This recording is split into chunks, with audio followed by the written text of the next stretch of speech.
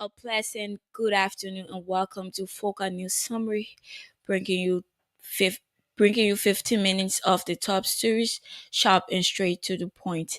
I am Priscilla George on top of today's presentation, and here is what's making headlines across Liberia and around the world. Controversial talk show host Henry Costa louds President Joseph Boakai fight against corruption, recommends the dismissal for officials at the Ministry of Justice for undue performance.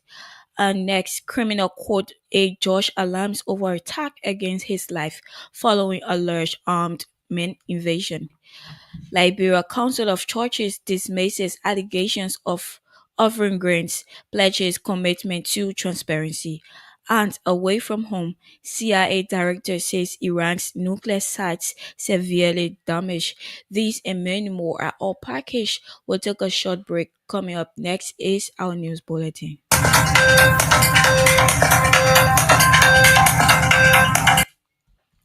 Welcome back. Controversial talk show host Henry Costa is thanking President Joseph Boakai for suspending four officials of his government in weeks linked to corruption. Mr. Costa said he is happy by swift action taken against public officials despite their alliance with the president. In a Facebook post, Costa emphasized the decision of President Boakai demonstrates his seriousness against corruption while calling on the Liberia that we won. The home of criminal court aide George Roosevelt Willie on Wednesday night is said to have come under attack when a large armed besieged his home. Witnesses report say the suspected armed men had engaged in a fatal clash with the judge and his wife, nearly claiming their lives. According to Judge Willie, the attack occurred at his home in Congotown Back Road on Wednesday, where the Liberal Council of Churches (LCC) has described as fraudulent reports circulating in some quarters of the country that it is offering grants to individuals, small businesses, and organizations. In a release, the council clarified that the information is unfounded and untrue. The LCC has denied it is not in any business of engaging in grant distribution, warning perpetrators to desist from blemishing the institution. The Liberal Churches of Council has, however, warned the public to verify information directly through communication channels. The LCC has also ar- pledged its ironclad commitment to transparent and open communication that fosters accountability. Anti-Corruption Commission and Ministry of Justice to expedite the investigation process. Mr. Costa's assertion follows President Joseph Boakai's recent suspension of Director General of the Bureau of State Enterprises, Arthur Masakwe, and other four officials just in weeks. He highlighted that some suspended officials had maintained deeper relations with the president, a move he says signals the President Boakai impartial stance against corruption. Meanwhile, Henry Costa has called for the dismissal of officials at the Ministry of Justice if they cannot do their job.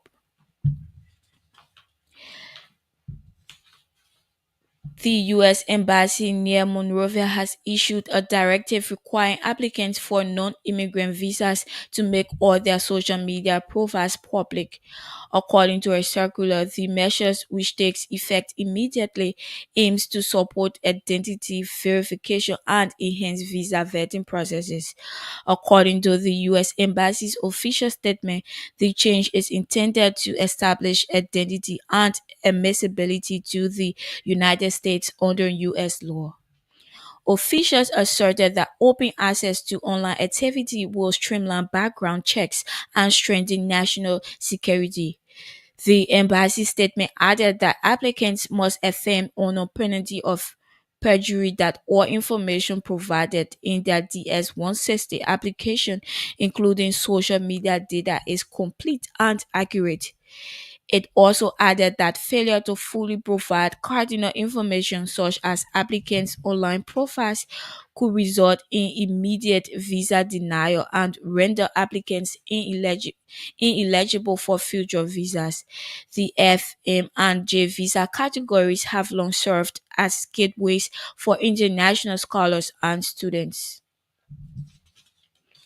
The Ministry of Labor has revoked work permits of at least 19 foreign nationals following an extensive inspection of businesses across Monrovia and surrounding areas.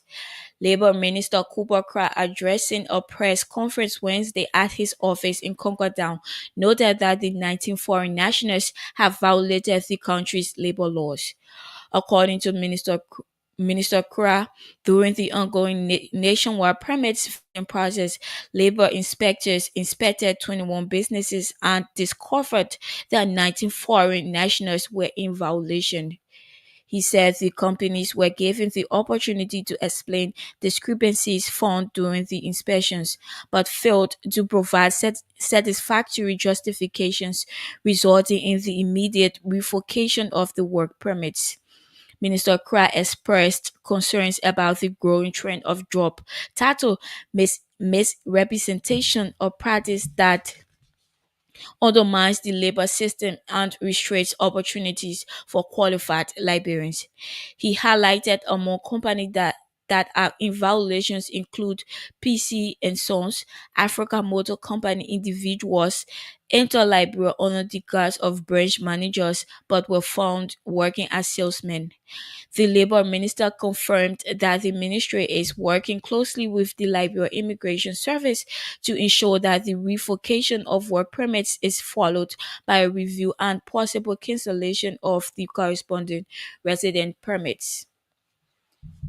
The Supreme Court is set to hear oral arguments between prosecution and defense counsels on July 1, 2025, in the case involving ex-Finance Minister Samuel Twe and three other ex-government officials. The petition filed by lawyers representing the former Minister Twe seeks a writ of prohibition against ongoing proceedings in the alleged economic sabotage case involving Twe and three others. The legal team headed by Councillor Arthur Johnson argues that the Criminal Court C, where the case is currently assigned, is acting outside its jurisdiction and should be restrained. In a formal notice of assignment issued by the clerk of the Supreme Court, both prosecution and defense team were informed that the High Court would hear arguments at 11 a.m. on July 1st, 2025. The hearing comes after months of mounting legal and public debate surrounding the prosecution of former senior officials from the George Weah administration. If you are just joining us, welcome to Focal News Summary, and here is a quick look at our headlines so far. Controversial talk show host Henry Costa lauds President Joseph Boakai fight against corruption, recommends the dismissal for officials at the Ministry of Justice for underperformance. Criminal court aide George alarms over attack against his life following alleged armed men invasion. Liberia Council of Churches dismisses allegations of offering grants, pledges commitment to transparency, and away from home, CIA director says Iran's nuclear sites severely damaged. Stay tuned. We'll take a short break. Coming up next is the continuation of our news bulletin.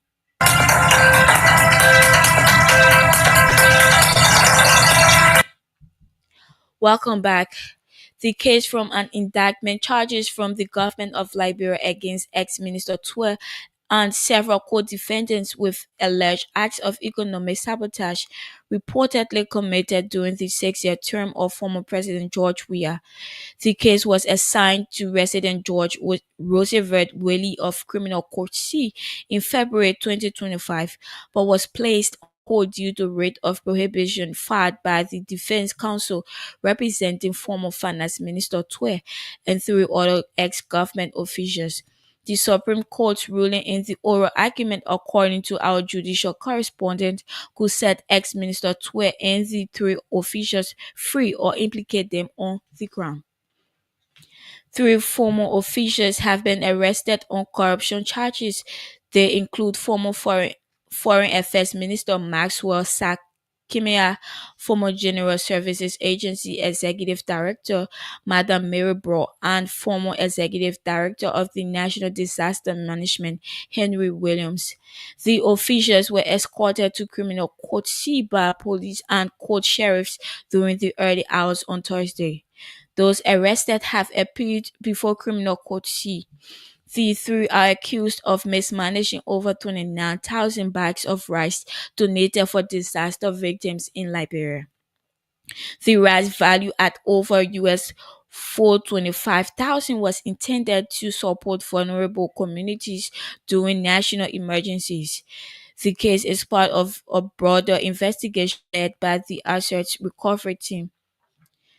The Liberia Medical and Dental Council has released a report following weeks of investigations surrounding the death of 28-year-old James Etta Cookme.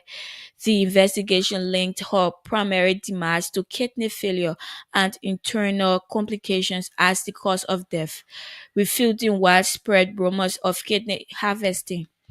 Cook's troubling revelation garnered significant attention after undergoing a saline section at ELWA Hospital, but later died at, at May 20 at the JFK Kennedy Medical Center in Monrovia. But addressing newsmen on Tuesday, June 24, 2025, Dr. Andrews asserted that the investigation found no evidence to support claims that Kumek's kidney had been surgically removed. The council indicated that they are certain diagnostic and laboratory results from the John F. Kennedy Medical Center, Jamil Hospital at ELW Junction, and the Ghana Teaching Hospital, which showed no signs of surgical tampering or organ removal. Dr. Benita Collins Andrews, chairperson of the Medical Council, revealed that the findings stemmed from a comprehensive report from the Council's Ethics and Grievance Committee, which included independent medical professionals. More than 30 journalists assigned at the Liberian legislature have completed a specialized training covering personal data protection, cybercrime, and freedom of information. The move is aimed at shaping the future of Liberian media on emerging digital rights in the country. The the day-long initiative held in Monrovia was organized by Internews Liberia in collaboration with the legislative press. The training equipped journalists with insights about the proposed media self-regulation code for handling personal data within newsrooms. Experts emphasized the legal frameworks of the legislations, which seek to widen reporters' understanding about the potential implications of these draft legislations. The training the training deepened understanding about press freedom and privacy rights aimed at fostering responsible journalism. Speaking at the event, Legispool President Gerald Ko- Koyene called for more capacity building while commending Internews, European Union, and partners for the initiative. He described the training as timely, eye-opening, and as a vital opportunity for reporters to enhance their professionalism. Also speaking, Malcolm Joseph, Executive Director of the Center for Media Studies and Peace Building, emphasized legislative participation, something will evolve the Liberian media landscape. The Ministry of Public Works and the Swedish government have officially launched the construction of 195 kilometers rural road development. The project will take place in Bonlofa and Nima counties. At the MICAD regular press briefing Tuesday, Deputy Information Minister Daniel Santos said the ceremony was held at the Cottington University in Bon County, assembling an array of high-ranking government officials and donor partners, including Swedish. Representatives and the superintendents of Bone, Lofa, and Lima counties, Minister Sando disclosed that the project is a 5 million US dollars grant financed through the Swedish Rural Development Project, and the head of the CIA has said US strikes severely damaged Iran's nuclear facilities and set them back years. Diversion from a leaked intelligence report that angered President Donald Trump by downplaying the raid's impact. Focal News Summary. I am Priscilla George, and thank you for listening.